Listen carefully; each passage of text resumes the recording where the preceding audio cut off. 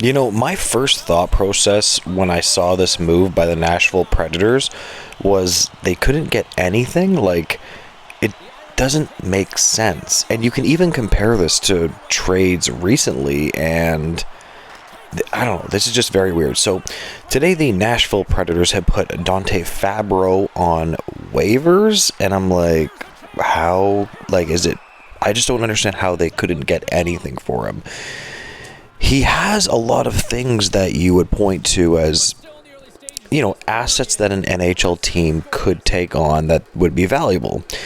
And here's the thing, Edmonton Oilers desperately need a right shot D. Now, they desperately need a right shot D that is good right now. The jury is still out on Fabro, right? Like, I don't think Fabro is anything more right now than a bottom pair defenseman. But I keep on going back to the Maple Leafs. Like, they recently traded Timothy Liljegren. They got 2 picks and a roster player, and I'm sitting here being like, they couldn't get anything for Fabro? Like, is that, like, why?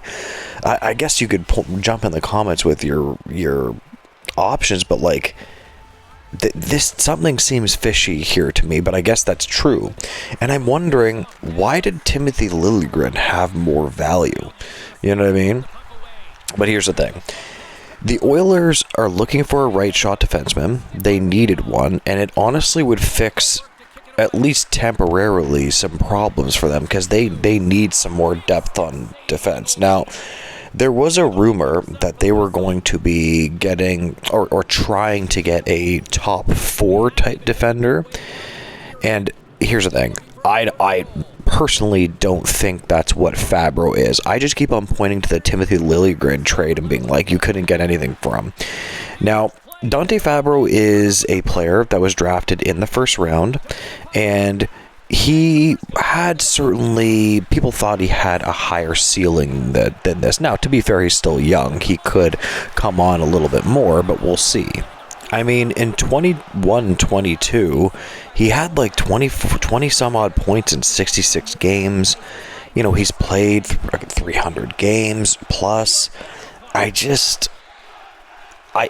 think that this team is giving up on him too soon, at least when it comes to putting him on waivers, right? That is what I know. I keep on going back to this, but it's just, I don't know.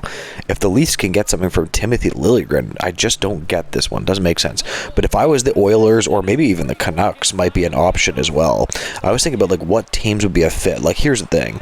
I would be floored if he does not get claimed by a team, right? And if it reaches the claim of Canucks or Oilers, why wouldn't they? But I don't know if it's going to go that far, right? Because I think the waiver claim in the NHL goes down to how the standings were. So I think, like, the worst teams are going to get options to claim him first. I'm pretty sure that's how it goes. So we'll see how that happens. But if it gets down to the Oilers, they would be silly not to at least give it a chance and see him. Because here's the thing. You don't want to give up assets if you don't have to, right? Because the Oilers, I don't know. They're going to have to give up assets to, and here's the thing. A lot of people are talking as in the Oilers are going to try to get, like, a serious, you know, top 4 type defenseman. I don't know how much you're going to have to give up for that. Why wouldn't you just go grab a guy for free right off the waiver claim?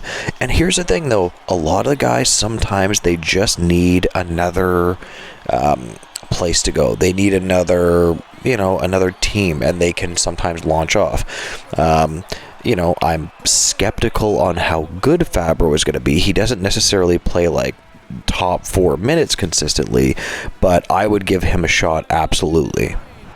And I will touch on one other thing when it comes to Fabro. If you look at the data, his analytics are actually not that bad, right? And during his first couple of seasons in the National Hockey League, he was playing an average of like 19 minutes a night. So he has been known to have some level of success in a top 4 role. And his analytics are good. Again, I'm not like the hugest analytics guy, in my opinion. You can disagree with me on that. But I look at it like, why, he actually played a lot with Roman Josi as well. Why not give this guy a try? I'm telling you, I really, really hope the Oilers or Canucks grab him. Or, again, you don't have to be any specific to any team. It's just whatever team does grab him is going to be, I think, going to be happy, because it's possible this guy could bloom into being something bigger than what he is in terms of just like a bottom pair type guy. Anyways, I'm probably just going to leave this video here. I just wanted to make a quick video on Fabro and, look into his past, and really, I'm just really kind of surprised with how and why the Nashville Predators put him on waivers. It is weird. Sometimes you just have a player that, like, you just feel that player could be more. Like, for me, it's Nick Robertson and Timothy Liljegren. I'm critical of Robertson, but when they first got him, I thought he was going to be legit. I thought he would, but it's just faded. Same with Timothy Liljegren. They just haven't been able to pull it together.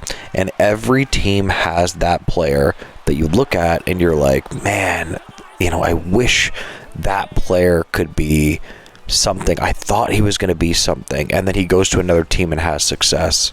You know what I mean? I mean, Alexander Steen is one of them that happened for the Leafs, where it's just, it still infuriates me. He was really good for the St. Louis Blues. Anyways, I'm going to leave this video there. Tell me what you think. Comment down below. Like, comment, subscribe. Tell me why I'm wrong, and tell me why I'm right as well. All right, guys, have a good day. Goodbye.